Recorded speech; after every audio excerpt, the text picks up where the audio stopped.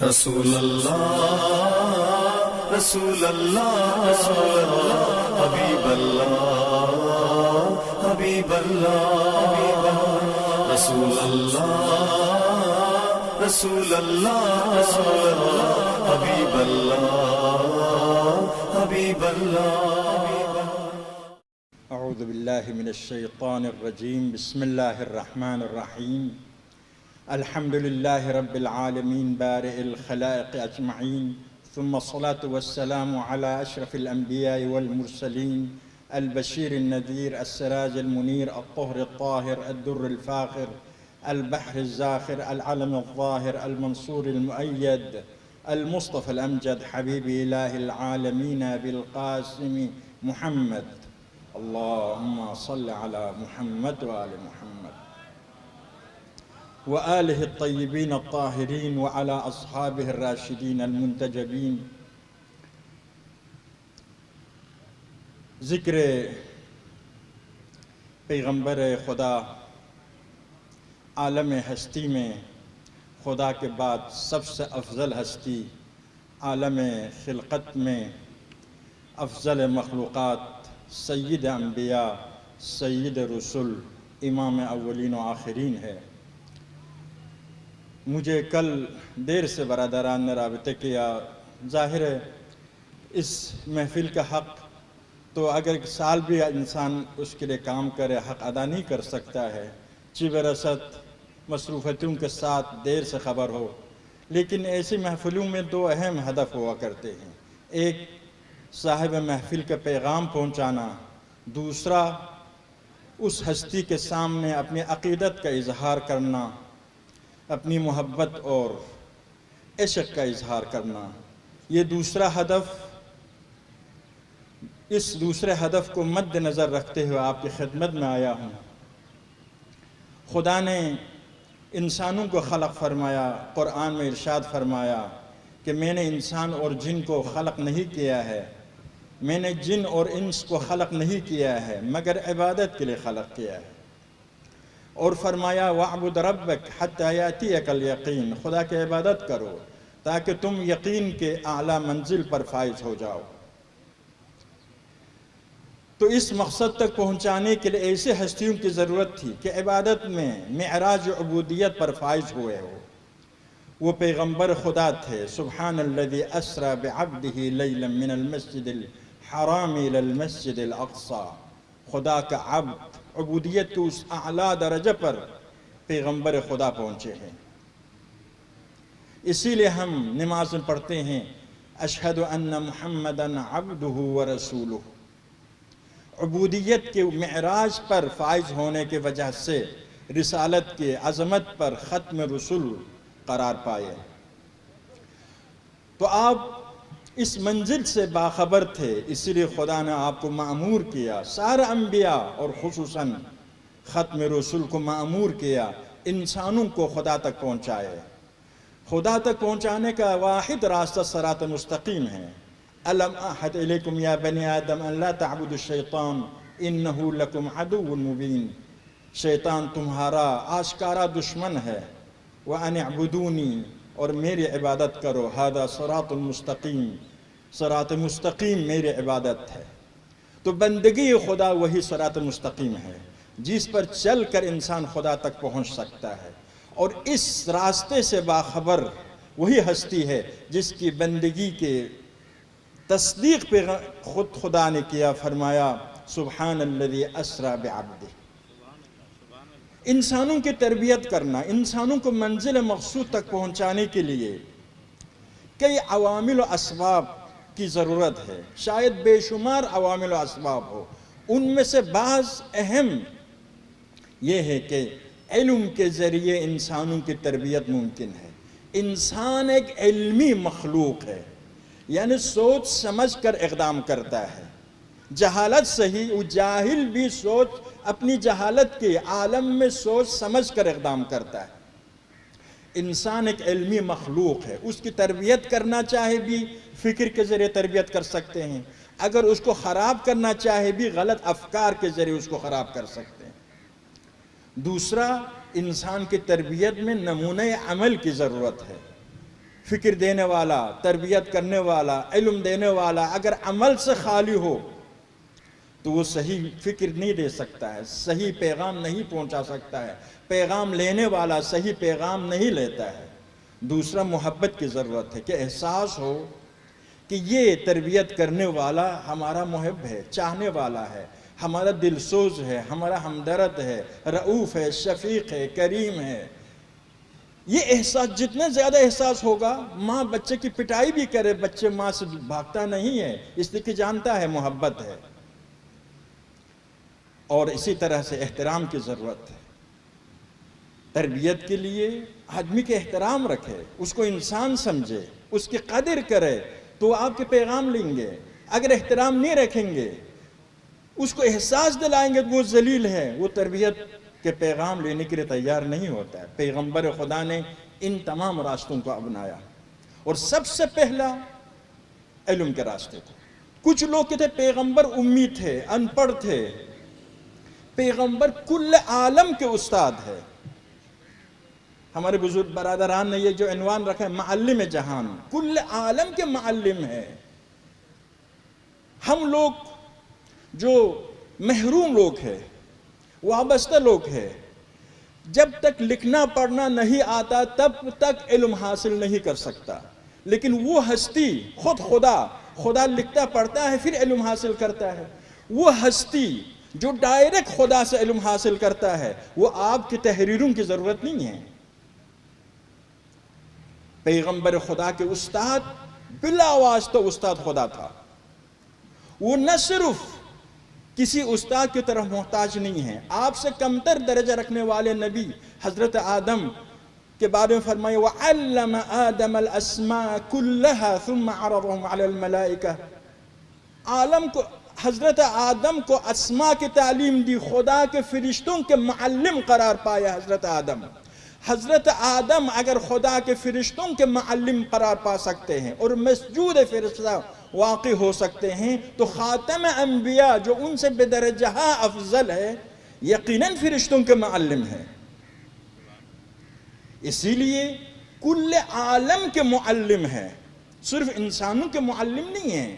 اگرچہ حضرت آدم کے لیے ارشاد ہوا انی جاعل فی الارض خلیفہ، مفسرین فرماتے ہیں عرض جگہ کا نام ہے، یعنی حضرت آدم خدا کا خلیفہ ہے۔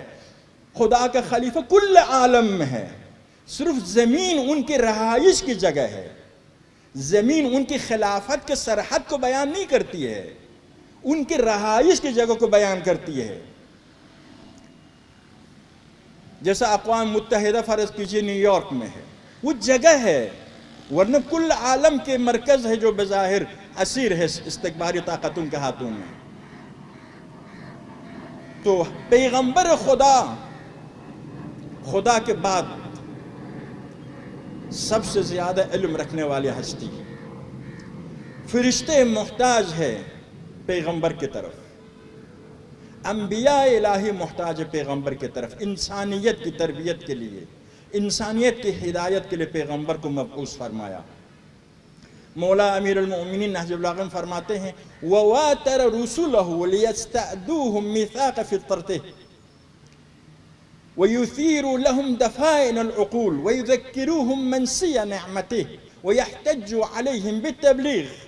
خدا نے اپنے انبیاء کو روانہ کیا، پی در پی انبیاء روانہ کیا تاکہ فطرت انسانی کو زندہ کرے، فطرت خدا شناسی کو زندہ کرے، فطرت خدا خواہی کو زندہ کرے۔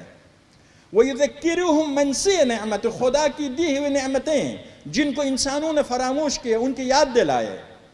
وَيُثِيرُ لَهُمْ دَفَائِنَ الْعُقُولِ، عقل کے گنجینے جو دفن ہو چکے ہیں غفلت کی وجہ سے، ان گنجینوں کو اٹھائے، ابارے، زندہ کرے۔ انسانوں کے عقل جو بالقوہ انسان کے اندر ہے اس کو فعلیت کی شکل دے دے، اس کو شکوفا کرے، اس کو زندہ کرے۔ وَيَحْتَجُّ إِلَيْهِمْ بِالتَّبْلِيغِ، اور پیغام الہی پہنچانے کے لیے حجت خدا بن جائے۔ لیکن انبیاء آئے ہیں انسان کی فطرت کو زندہ کرنے کے لیے، انسان کے عقل کو شکوفا کرنے کے لیے، اور انسان کو تبلیغ دین کرنے کے لیے۔ تو پیغمبر خدا اس سلسلے کے آخری نبی ہے۔ آخری نبی ہونے کا معنی کیا ہے؟ جتنا پیغام آسمان سے آنے کی ضرورت ہے انسانیت کی نجات کے لیے تا روز قیامت، سب کو پیغمبر نے لا کر پہنچا دیا۔ اسی لیے ختم نبوت ہوئی۔ اگر پیغام میں کچھ کمی رہتی تو بعد میں دوبارہ نبی کی ضرورت تھی، تو پورا پیغام الہی کو پیغمبر نے لایا اور پہنچا دیا، اسی لیے ختم نبوت کا اعلان ہوا۔ پیغمبر نے دیکھی وہی عرب لوگ تھے، صرف خانہ کعبہ میں 360 بت تھے، ہر قبیلے کا اپنا ایک بت۔ ایسے لوگوں کو کہاں تک پہنچایا؟ اس خدا تک پہنچایا جو دیکھا نہیں جا سکتا ہے، جو غیب میں ہے، جو قوت کا سرچشمہ ہے، طاقت کا سرچشمہ ہے، علم ہے، عین حکمت ہے، عین حیات ہے، عین سمع ہے، عین بصارت ہے۔ خلاص خدا کی صفات ذاتیہ، صفات فعلیہ، یہ آپ عقائد میں پڑھتے ہیں۔ یعنی بتوں سے، پتھر کے خدایوں سے اتنا ان کو بلند کیا، اس خدا وحدہ لا شریک تک پہنچایا۔ انسان اگر ترقی کرے چند قدم آگے بڑھتا ہے، لیکن پیغمبر نے آسمان و زمین کے فاصلہ کو طے کرایا۔ خود تو آسمان معرفت اور آسمان قرب تک پہنچے تھے، قاب قوسین او ادنی، اس مقام پر پہنچے تھے کہ فرشتہ اس سے آگے نہیں جا سکتا تھا، لیکن انسانوں کو بھی اس مرحلہ تک پہنچایا۔ عرب کے حالت کو دیکھیے، ایک دفعہ کسی نے کسی عرب کو روٹی کے اوپر گوشت رکھ کر دے دیا، تو گوشت کھا لیا اور روٹی کو واپس کر، یہ تمہارا برتن تم واپس لے لو۔ یعنی اس نے اس قسم کی روٹی بھی نہیں دیکھی تھی۔ عرب حالات پڑھیے اس وقت کیسے حالات تھی، اور کس طرح سے پیغمبر نے ان میں انقلاب لایا۔ اصل اسلام اور قرآن عصر پیغمبر کو عصر انقلاب علمی، پیغمبر سے پہلے زمانے کو، دور کو عصر جاہلیت، عہد جاہلیت نام دیتا ہے۔ افحکم الجاہلیت یبغون ومن احسن من اللہ حکما، جاہلیت الاولی، یعنی قرآن پیغمبر سے پہلے دور کا نام جاہلیت کا دور نام دیتے ہیں۔ پیغمبر کے زمانے سے علم کا دور شروع ہوا۔ علم میں سب سے پہلا علم معرفت خدا، سب سے اہم معرفت خدا، غایت الغایات معرفت الخدا، ستون حفظ انسانیت کا سب سے بڑا ستون معرفت خدا، دین کے ابتدا بھی خدا، انتہا بھی خدا، بنیاد بھی خدا۔ پورے اسلام کو سمیٹ لیں گے تو لا الہ الا اللہ میں جمع ہوتا ہے، پھیلائیں گے تو پورا اسلام بن جاتا ہے۔ تو پیغمبر خدا نے دیکھیے توحید کو کس طریقے سے پہنچایا۔ قبائلی نظام والے تھے، اتنے پست تھے کہ آپ جانتے دو سپر طاقتیں تھیں، ایک روم دوسرا ایران، دونوں نے اس علاقے کو آزاد رکھا تھا، خوف کی وجہ سے نہیں ہے، اس کی اتنی اہمیت نہیں تھی کہ اس پر جا کے قبضہ کرے، اپنے سپاہیوں کو کے خون دے دے، یعنی اس کی کوئی اہمیت نہیں تھی حجاز کی سرزمین، اسی لیے اس کو ایسے ہی آزاد رکھ دیا تھا۔ یمن پر ایران کا قبضہ تھا، عراق پر ایران کا قبضہ تھا، شامات پر روم کا قبضہ تھا، لیکن حجاز کا علاقہ اتنی کم اہمیت کا حامل تھا کہ دونوں سپر طاقتوں نے اس کو ایسے ہی رکھا تھا۔ وہاں کے سرداران کبھی جاتے تھے ایران یا روم کے بادشاہوں کے پاس، ہدایہ لے کے جاتے تھے، انعامات لے کے آتے تھے، اس سے زیادہ ان کی حیثیت نہیں تھی۔ اور وہاں پر قبائلی نظام تھا، حکومت کا تصور بھی نہیں تھا۔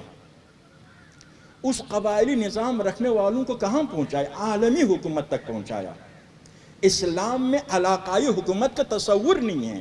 فی الحال عالم اسلام کے 57 ممالک اسلامی اصولوں کی وجہ سے نہیں ہیں، ہمارے اپنی کمزوریوں کی وجہ سے، ورنہ اسلام میں عقیدہ معیار ہے، ایمان معیار ہے، بلکہ تمام محرومین کے لیے قیام کرنا معیار ہے۔ ما لکم لا تقاتلون فی سبیل اللہ والمستضعفین، تمہیں کیا ہوا ہے خدا کے راہ میں اور مظلوم لوگوں کے راہ میں قیام نہیں کرتے ہو؟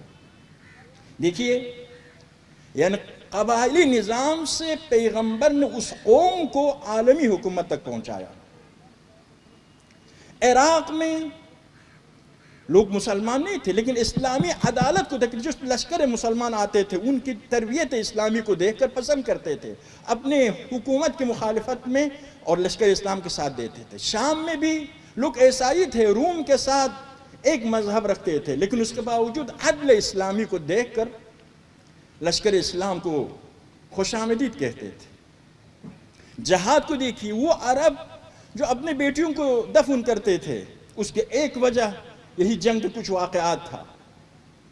جنگ میں عورتیں اسیر ہوتی تھی اور پھر دشمن کے اختیار میں، اور پھر دشمن کے ہاں شادی ہو جاتی تھی، اپنی تذلیل سمجھتے تھے۔ البتہ قرآن نے اور ایک طرف بھی اشارہ کیا ہے، لا تقتلوا اولادکم خشیۃ املاق، بھوک کے خوف سے، معیشت کے خوف سے اپنی بیٹیوں کو قتل مت کرو۔ دوسرا یہ ہے کہ عرض کیا کہ کیا ہے، جب خبر دی جاتی ہے احدہم بالانثى ظل وجهه مسودا، جب کسی کو خبر ملتی ہے کہ اس کو بیٹی ہوئی ہے، بالکل چہرہ کالا ہوتا تھا۔ ایدسوا فی التراب، خاک میں دفن کرے، ام یمسکہ علی ہون، یا ذلت کے ساتھ اس کو گھر پہ رکھے۔ عجیب و غریب بے رحمی کے واقعات۔ ایک آدمی جب بعد میں مسلمان ہوا تھا، پشیمان ہو گیا، وہ کہتا ہے کہ میں نے اپنی بچی، جب میری بیوی نے میرے غیر حاضری میں اس کی تربیت کی تھی، بڑی ہو گئی تھی، جب پتہ چلا میری بچی ہے، اس کو بہترین کپڑا پہنایا، زیورات پہنایا اور اس کو گرایا کنواں کے اندر۔ وہ چیخ رہی تھی، بابا بابا کا نام لے کر چیخ رہی تھی، اتنے بے رحم۔ یہ فکر ہے نا، فکر یہ ہے کہ یہ ذلت کا باعث ہے، ذلت کیوں برداشت کرے۔ اس معاشرے میں آپ دیکھیے لڑکیوں کی یہ حالت اتنی پست، لیکن پیغمبر کو خدا نے بیٹی دی، اور ایسی بیٹی کہ جس پر پیغمبر فخر کرتے۔ میرے بزرگوار فرما رہے تھے کس طرح سے جناب فاطمہ کا مقام تھا پیغمبر کے پاس۔ پیغمبر کے حدیث میں ہے، ان اللہ یرضی لرضا فاطمہ ویغضب لغضبها، جس چیز سے فاطمہ راضی ہے اس سے خدا راضی ہے، جس چیز سے فاطمہ ناراض اس سے خدا ناراض۔ معیار بن گئی۔ معیار کیوں بنی؟ اس لیے کہ وہ ایک لمحہ بھی حکم خدا کی خلاف ورزی نہیں کرتی ہے۔ آپ چاہتے ہیں خدا کس چیز سے راضی ہے، دیکھو فاطمہ کس چیز سے راضی ہے، معصوم ہے، گناہوں سے بالاتر ہے۔ بیٹی ہونے کو پیغمبر نے حسنہ قرار دیا، نیکی ہے۔ اس طریقے سے عورتوں کو نہ صرف ان کی تذلیل نہیں کی، ان کی پیدائش والدین کے لیے باعث حسنہ ہے۔ عرض کی جنگ میں ایک دن سکون کی زندگی نہیں گزار سکتے تھے، مسلسل جنگ، مسلسل غارت، مسلسل بے رحمی، ان لوگوں کو کہاں تک پہنچایا۔ جنگ احد ہے، آدمی پیاسا ہے، اس کے عزیز اس تک پانی پہنچاتا ہے، لیکن وہ احساس کرتا ہے دوسرا مسلمان زخمی زیادہ پیاسا ہے، اس کے طرف بھیجتا ہے۔ اس طریقے سے 7 زخمی مسلمانوں کے جاتے، 7واں تک جب پانی پہنچتا ہے اس کی جان نکل جاتی ہے، پھر واپس، اور 7 کے 7 مر جاتے ہیں اور پانی واپس ہو جاتا ہے۔ یہ اخوت، محبت، اپنائیت، انسانیت کی یہ فضا اس عرب دنیا میں جو تھوڑے سے پانی کے لیے ہزاروں کی تعداد میں قبیلے کے افراد ایک دوسرے کو قتل کرتے تھے۔ اتحاد امت کے لیے جو ابھی پارا پارا کر رہے ہیں، آپ نے قرآن نے کیا فرمایا؟ وَاعْتَصِمُوا بِحَبْلِ اللَّهِ جَمِيعًا وَلَا تَفَرَّقُوا وَاذْكُرُوا نِعْمَةَ اللَّهِ عَلَيْكُمْ إِذْ كُنْتُمْ أَعْدَاءً۔ خدا کے رسی کو سب مل کر تھام لو، پراکندہ مت ہو جاؤ، یاد کرو خدا کی اس نعمت کو جب تم ایک دوسرے کے دشمن تھے، فَأَلَّفَ بَيْنَ قُلُوبِكُمْ، تمہارے دلوں کو جوڑ دیا، فَأَصْبَحْتُمْ بِنِعْمَتِهِ إِخْوَانًا، اور تم نعمت الہی کی وجہ سے بھائی بھائی بن گئے۔ وَكُنْتُمْ عَلَى شَفَا جُرُفٍ هَارٍ مِّنَ النَّارِ، تم آتش کے دہانے پر تھے، دنیا میں جنگ کے دہانے پر، آخرت میں جہنم کے دہانے پر تھے۔ فَأَنْقَذَكُمْ مِنْهَا، پیغمبر نے تمہیں نجات دی۔ تو یہ اس طریقے سے ایسا متحد بنایا مسلمانوں کو کہ اب مختصر عرصے میں یہ عرب بدو علم سے خالی، ان کے پاس علم نہیں ہوتا تھا. ایک دفعہ یعنی کل عرب کے پاس علم، عرب کی کچھ جنگوں کی داستانیں تھیں اور انصاب پہ ایک دفعہ حضور تشریف لے جا رہے تھے تو لوگ بہت جمع تھے ایک جگہ پر. کسی آدمی کے اطراف میں پوچھا یہ کیا ہے؟ تو کہا کہ یا رسول اللہ یہ علامہ ہے. آپ نے پوچھا کیا علم ہے اس کے پاس؟ کہا کہ عرب کے حسب و نسب سے باخبر ہے. فرمایا تلک علم، وہ ایسا علم ہے کہ جس کے پاس نہ ہو اس کے لیے کوئی نقصان نہیں ہے، جس کے پاس ہو اس کے لیے کوئی فائدہ نہیں ہے. علم یہ ہے کہ آیت محکمہ، فریضہ عادلہ، سنت حاصل کرو، قرآن کے علم حاصل کرو، عقل و معرفت کے علم حاصل کرو. آپ نے فرمایا انما العلم علمان، علم دو قسم کا ہے، العلم الادیان و علم الابدان، یا دین کے علم یا جسم کے علم. یہ جسم کے علم مثال کے طور پر ہے، صرف میڈیکل کے حوصلہ افزائی نہیں ہے. اس زمانے میں ظاہر ہے میڈیکل کی بڑی اہمیت تھی، دوسرے علوم عرف میں علوم شمار نہیں ہوتے تھے. شاید اس وجہ سے ابھی حضور نے کیوں صرف دو کا نام لے، لیکن کوئی دلیل نہیں ہے. آپ نے یہی فرمایا کہ دو علم ہے، علم ابدان، علم ادیان، یعنی صرف علم دین دی علم نہیں ہے، دنیا کے بھی علم ہے، دونوں حاصل کر. پیغمبر فرماتے خدایا ہمیں علم نافع عطا فرما، ایسے علم جس سے ہمیں فائدہ مل جائے. اطلب العلم ولو کان بالصین، چین جانا پڑے. چین میں تو قرآن و حدیث لینے کے لیے کوئی نہیں جاتا تھا. پیغمبر کا مطلب یہی ہے کہ دنیاوی علوم حاصل کرنے کے لیے چین بھی جا سکتے ہیں، کیونکہ اس زمانے میں، حضور کے زمانے میں، چین میں معارف الہی لینے کے لیے کوئی نہیں جاتا. معارف الہی تو مدینہ میں تھا. تو یہ تعلیمات پیغمبر تھا. اسی وجہ سے مسلمانوں نے بڑی ترقیاں کی، علمی لحاظ سے ترقی، عسکری لحاظ سے ترقی، ثقافتی لحاظ سے پاک ترین معاشرہ. کنتم خیر امت اخرجت للناس، بہترین امت، تأمرون بالمعروف. البتہ اس وقت بہترین ہے جب امر معروف کے فریضہ پر عمل کرو، نہی از منکر کے فریضہ پر عمل کرو. تؤمنون باللہ، خدا پر ایمان ہو. یہ صرف اس وقت کی نہیں ہے، ابھی بھی یہی ہے. محمد رسول اللہ والذین معه اشداء علی الکفار، جو پیغمبر کے ساتھ ہے قیامت تک، جو بھی ان اصولوں میں پیغمبر کے ساتھ دیتے ہوئے پیغمبر کے ساتھ ہے. صرف پیغمبر کے زمانے کے مسلمان مراد نہیں ہیں. والذین معه، محمد کے ساتھ ہو تعلیمات پیغمبری میں، تعلیمات اسلام میں. یہ صفت ہونا چاہیے. ابھی مسلمانوں میں وہ صفت نظر نہیں آتی ہے. آپ دیکھیے کس طریقے سے پیغمبر نے امت کی تربیت کی. اس تربیت میں صرف علم نہیں تھا، اگرچہ قرآن بہترین کتاب ہے، خدا کی کتاب ہے، واحد کتاب اس عالم میں جس کے مؤلف مصنف خدا ہے وہ قرآن ہے. اور بہترین معلم اس قرآن کا سب سے پہلے خود پیغمبر تھے. اِنَّا نَزَّلْنَا إِلَيْكَ الذِّكْرَ لِتُبَيِّنَ لِلنَّاسِ مَا نُزِّلَ إِلَيْهِمْ، ہم نے آپ پر قرآن نازل کیا تاکہ آپ لوگوں کے لیے تشریح کرے کہ قرآن میں کیا نازل ہوا ہے. يَتْلُو عَلَيْهِمْ آيَاتِهِ وَيُعَلِّمُهُمُ الْكِتَابِ، آیات کی تلاوت بھی کرتا ہے اور پھر تعلیم بھی دیتا ہے. قرآن کی تعلیم الگ ہے، تلاوت الگ ہے. اس طریقے سے امت کو عالم امت بنایا، ساتھ اپنے اخلاق حسنہ کی وجہ سے. علم کو اخلاق کے اس مٹھاس میں، اخلاق کی شیرینی میں، اخلاق کے نور کے ساتھ علم پہنچایا. کیونکہ علم ہدف نہیں ہے، ہدف عبودیت ہے، بندگی خدا ہے. اسی لیے اخلاق اس منزل پر فائز ہوئے کہ پیغمبر کی سب سے زیادہ تعریف قرآن میں اخلاق کے حوالے سے خدا کرتا ہے. انک لعلی خلق عظیم فبما رحمت من اللہ لنت لہم، خدا کے رحمت کی وجہ سے آپ نرم خو واقع ہو گئے. وَلَوْ كُنْتَ فَضًّا غَلِيظَ الْقَلْبِ، اگر آپ سخت مزاج کا حامل ہوتے، سنگ دل ہوتے، سخت دل کے مالک ہوتے، لَنْفَضُّوا مِنْ حَوْلِكَ، آپ کے اطراف سے لوگ پراکندہ ہو جاتے. پیغمبر حق ہے، پیغام حق ہے، پیغمبر حق ہے، افضل کائنات ہے، اس کے باوجود اگر رحمت و محبت کے ساتھ یہ پیغام نہ پہنچائے لوگ آپ کے پاس نہیں آئیں گے. تو پیغمبر نے پیغام حق پہنچایا،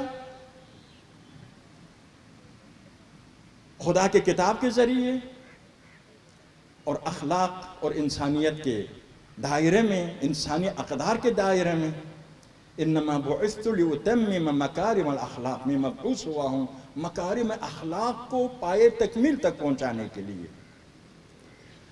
اور پیغمبر قیامت کے دن بھی یہی شکایت کریں گے، یا رب ان قوم اتخذوا هذا القرآن مہجورا، خدایا اگرچہ مسلمان میرے الفاظ میں قرآن کی تلاوت تو بڑی شد و مت سے کرتے ہیں، نماز تراویح میں تو بہت تیزی کے ساتھ صحیح قرآن پڑھتے ہیں، تفسیروں کے محفلیں بھی ہے، لیکن قرآن تب بھی مہجور ہے۔ جس سرزمین میں قرآن نازل ہو وہاں پر امریکہ کی حکومت ہے، مکہ، مدینہ، بیت المقدس تینوں پر امریکہ کی حکومت ہے۔ کوئی انکار کر سکتا ہے اس دنیا میں اس حقیقت کے؟ جہاں پر قرآن نے کہا ہے کہ اشداء علی الکفار رحماء بینہم، ابھی یمن پر بمباری ہو رہی، وہ مظلوم لوگ، نہتے لوگوں پر، عالم اسلام تمام مفتیوں نے فتویٰ دیا، سوریہ کے خلاف، اسرائیل کے خلاف فتویٰ نہیں دیتے۔ عراق کے اندر مشرک حکومت کو دعوت دی، افغانستان میں مشرک حکومت کو دعوت دی حملہ کرنے کے لیے، مسلمانوں پر حملہ کرنے کے لیے نام نہاد مسلمانوں نے دعوت دی۔ پیغمبر کی تعلیمات سے انحراف کی بہت واضح مثالیں ہمارے دور میں ہیں۔ اس وقت اگر ہم خاموش رہیں گے تو یقیناً یا رب ان قوم اتخذوا هذا القرآن مہجورا، میرے پروردگار میری قوم نے اس قرآن کو ترک کیا ہے، اس کے مصداق بنیں گے۔ اس وقت کیا ہو رہا ہے؟ عالم اسلام کے پاس جہاد کا جذبہ تھا، مغرب نے دیکھا یہ جذبہ جب تک مسلمانوں کے پاس ہے مسلمان عالم پر مسلط ہو سکتے ہیں، اس جذبہ جہاد کو ختم کر کے ایسا اپنے مفاد میں استعمال کریں گے، ایک جہاد کو بدنام کریں گے، دوسرا اپنے مفاد میں استعمال کریں گے۔ مغرب کے بدترین اعمال کو جہاد نکاح کے شکل میں پیش کر دیا، جہاد کے نام سے اپنے دشمنوں کو آگ لگانا، یہ کس دین میں، کس تعلیمات میں ہے؟ کون انسان ایسا ہوگا جو قبول کرے کہ اپنے دشمن کو آگ لگائے؟ جہاد کو بدنام بھی کرنا، چھوٹے بچوں کو پھانسی دینا، اور تمام مفتیوں کے فتویٰ اسرائیل کے خلاف نہیں، امریکہ کے خلاف نہیں ہے، یمن کے خلاف ہے، شیعوں کے خلاف ہے، سوریہ کے خلاف ہے۔ دیکھیے واقعاً یہ جنگ کون سی جنگ ہے؟ آپ خود کوشش یہ کر رہے شیعہ سنی کی جنگ کے طور پر پیش کریں، لیکن آپ کی خدمت میں عرض کروں، جمال عبد الناصر مصر کے سیکولر حکمران گزرا ہے، لیکن بہت طاقتور اور قوی حکمران، وہ دشمن تھا اسرائیل و امریکہ کو، اور عالم عرب کو متحد کیا اسرائیل کے خلاف۔ اس کے مخالف تھے آج کل کے توحید کے ٹھیکیدار ممالک، اس کے مخالف تھے، لیکن سیسی کو انہوں نے اقتدار پر لایا۔ سیسی اور جمال عبد الناصر میں فرق کیا ہے؟ دونوں سنی ہیں، اس کے باوجود سیسی اسرائیل امریکہ کا آدمی ہے، جمال عبد الناصر ان کا دشمن تھا۔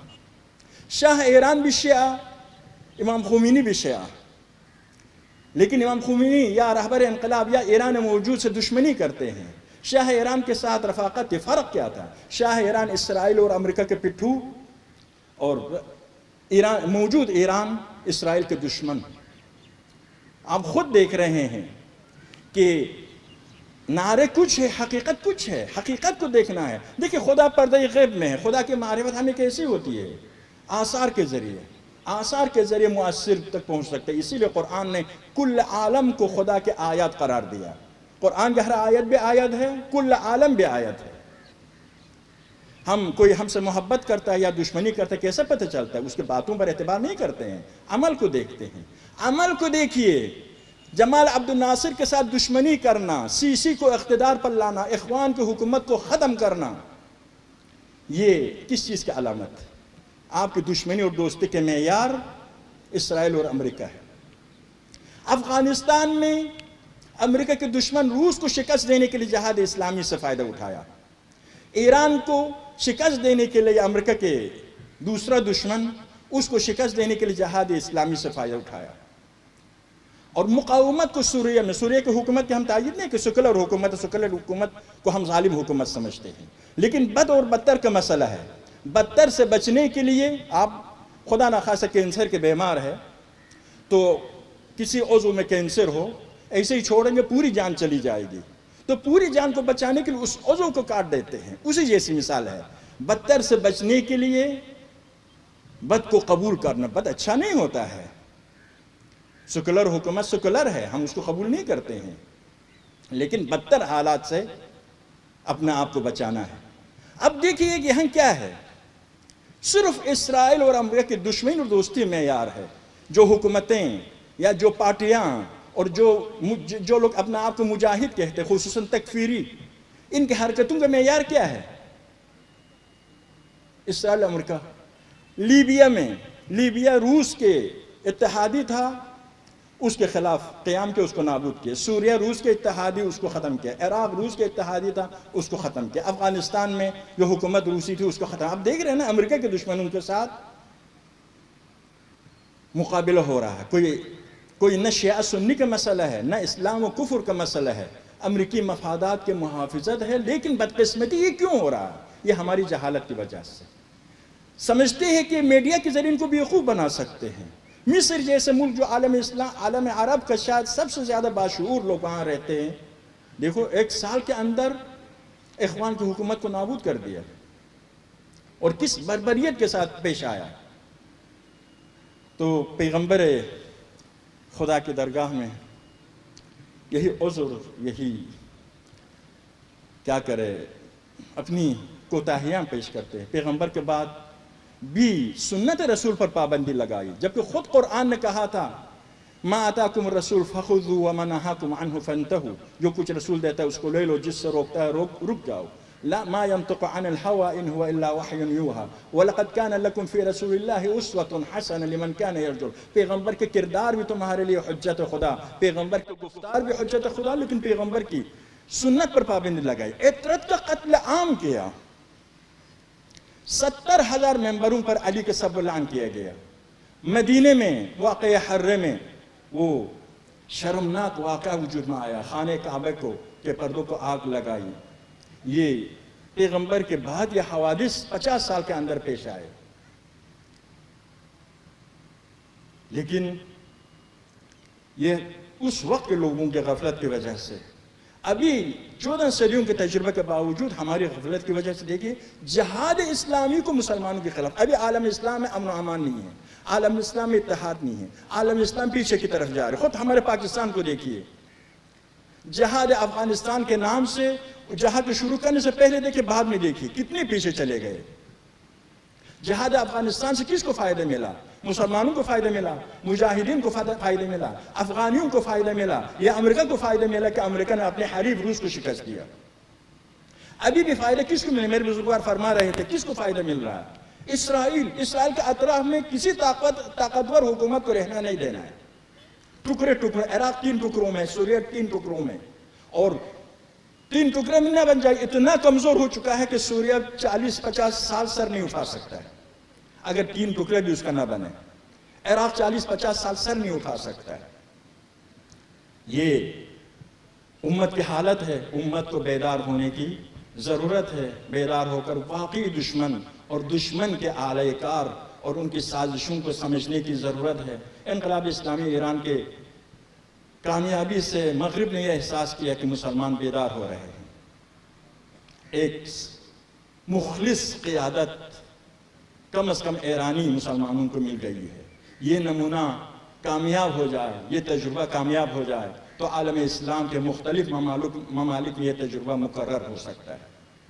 تو ان کو ناکام کرنے کی کوشش کی. پہلا ڈیموکراسی کے نام سے عراق میں الیکشن کرایا اور فلسطین میں کرایا. دیکھیں فلسطین میں بھی غزہ یا بہتر کہ حماس کے مجاہدین کامیاب ہوئے. عراق میں بھی اسلامی گروہ کامیاب ہوا. اگرچہ اسلامی گروہ سب کے درجات یکساں نہیں ہیں، لیکن اسلامی گروہ کامیاب. انہوں نے کہا کہ یہ بھی صحیح تجربہ نہیں ہے، تو تکفیریوں کو استعمال کیا تاکہ جہاد کو بھی بدنام کرے، مجاہدین کو بھی بدنام کرے، امت میں تفرقہ ڈالے. اور اسرائیل کے وزیر اعظم کہتے ہیں 100 سال کے لیے شیعہ سنی جنگ برقرار رہے گی.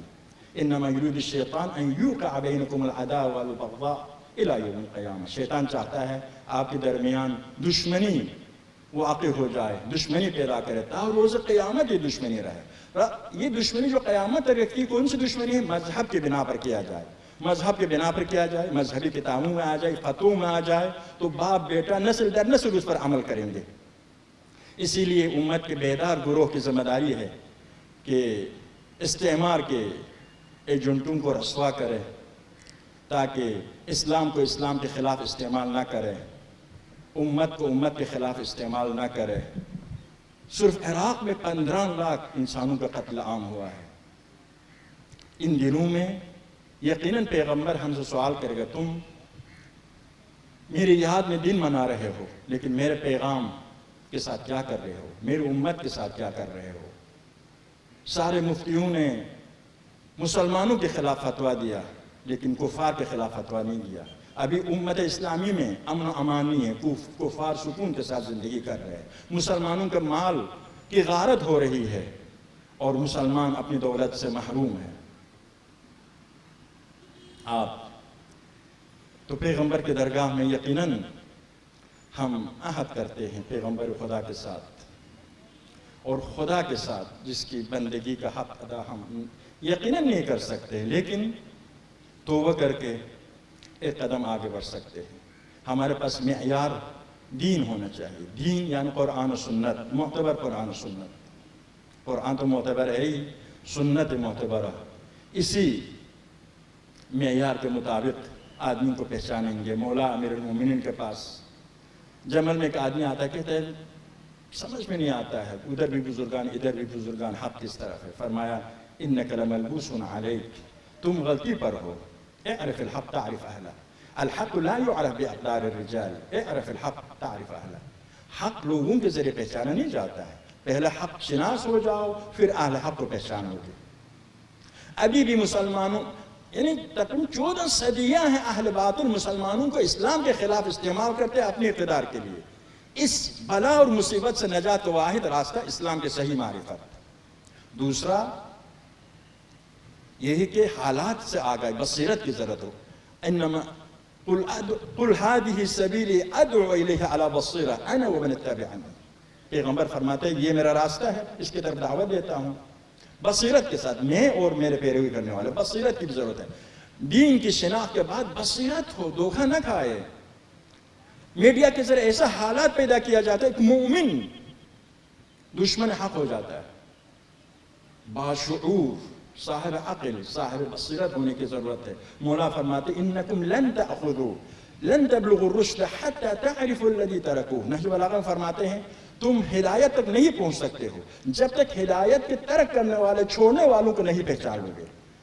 حق بھی پہچاننا ہے، صاحب حق بھی پہچاننا ہے، باطل بھی پہچاننا ہے، صاحب باطل بھی پہچاننا ہے، ورنہ جو صاحب باطل ہے وہ حق کے نعرے بلند کرے گا اور اہل حق کو گمراہ کرے گا۔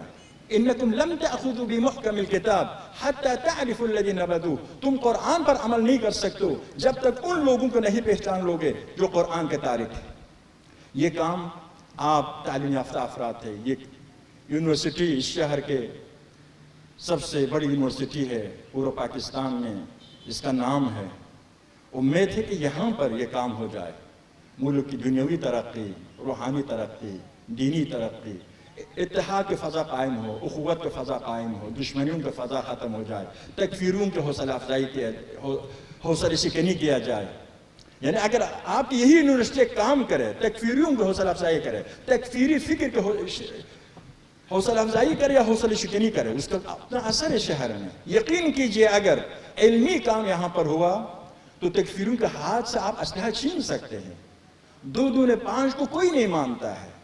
آپ بھی لوگوں کو حقائق دین، حقائق ملک اس طریقے سے پیش کریں کہ لوگ حق کو حق کی شکل میں دیکھیں، باطل کو باطل کی شکل میں دیکھیں۔ حضور کی ایک دعا ہے، اللہم ارنا الحق حقا فنتبعہ والباطل باطلا فنجتنبہ، خدایا ہمیں حق کو حق کی شکل میں دکھاؤ تاکہ اس کی پیروی کر سکے، باطل کو باطل کی شکل میں دکھاؤ تاکہ اس سے بچ سکے۔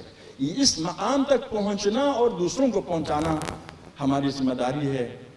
اور یونیورسٹیاں صرف ڈگری دینا، ڈگری لینا، پھر کیا نام ہے طلباء کی انجمنوں کی، اپنی پارٹیوں کی بات کرنا، یہ نہیں ہونا چاہیے۔ پہلا اسلام، پھر اپنا ملک، کے مفاد کو مد نظر رکھے. باقی جو گروہ ہے وہ گروہ صرف ایک شناخت کے ہاتھ ہونا چاہیے. جعلناکم قبائل شعوبا وقبائل لتعارفوا. قبیلے قومیں سب شناخت کے لیے ہے، لیکن معیار کیا ہے؟ ان اکرمکم عند اللہ اتقاکم. وصلی اللہ علی محمد وآل محمد وآخر دعوانا ان الحمد للہ رب العالمین.